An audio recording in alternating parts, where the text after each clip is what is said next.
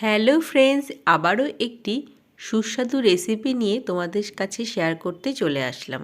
রেসিপিটি শুরু করার আগে টেস্টি কুক অ্যান্ড ব্লগ চ্যানেলে তোমাদের সবাইকে স্বাগত।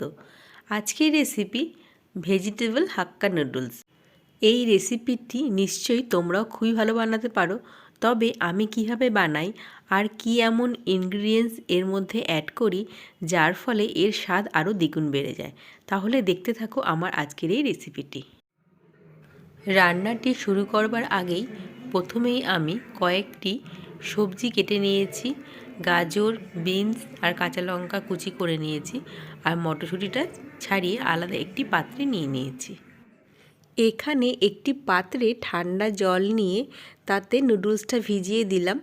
নুডলস কিন্তু সেদ্ধ করার কোনো দরকার নেই, আর দেখো ভেঙেও দিয়েছি হাত দিয়ে।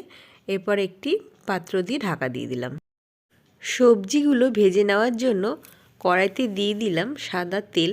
তেলটা বেশ যখন গরম হয়ে আসবে, সমস্ত সবজিগুলো এখানে দিয়ে ভালো করে ভেজে নেব। খানিকক্ষণ ভেজে নেওয়ার পর মটরশুঁটিটাও এখানে অ্যাড করে দিলাম, আবারও কিছুক্ষণ ভেজে নেব। সবজিগুলো প্রায় অনেকটাই ভাজা হয়ে এসেছে, আর এর মধ্যে আমি সামান্য পরিমাণ নুনও অ্যাড করে দিয়েছি। আর এখন দিয়ে দিচ্ছি বেশ ডুমো ডুমো করে কেটে নেওয়া পেঁয়াজের টুকরো। আর পেঁয়াজগুলো না এরকম ডুমো ডুমো করেই দেবে, পাতলা পাতলা করে দিলে ভালো লাগে না। আর এদিকে আমি নুডলস থেকে জলটাও ঝরিয়ে নিয়েছি। আর দেখো নুডলসগুলো কিন্তু একদম ভেঙেও যায়নি, আর গায়ে গায়ে লেগেও যাচ্ছে না, খুব ভালো নরম হয়েছে। পরিমাণ মতো লবণও অ্যাড করে দিলাম। এখন ভেজিটেবলগুলো সাথে নুডলসটা ভালো করে মিশিয়ে নেব। সুন্দরভাবে ভেজিটেবলগুলো নুডলসের সাথে মিশিয়ে নেওয়ার পর এখানে অ্যাড করে দেবো গোলাপ জল।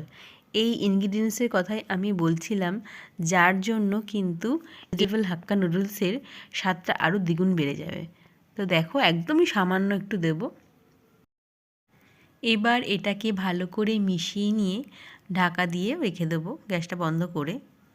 তাহলেই কিন্তু রেডি হয়ে যাবে ভেজিটেবল হাক্কা নুডলস। বন্ধুরা, তোমরাও কিন্তু অবশ্যই একবার ট্রাই করো।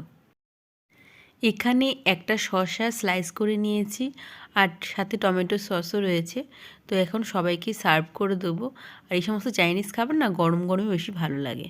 আজকের এই রেসিপিটি তোমাদের কেমন লাগলো অবশ্যই কিন্তু কমেন্ট করে তোমাদের মূল্যবান মতামতটা জানিও।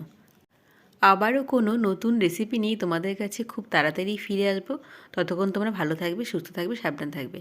আজকের মতো টাটা, লাভ ইউ অল।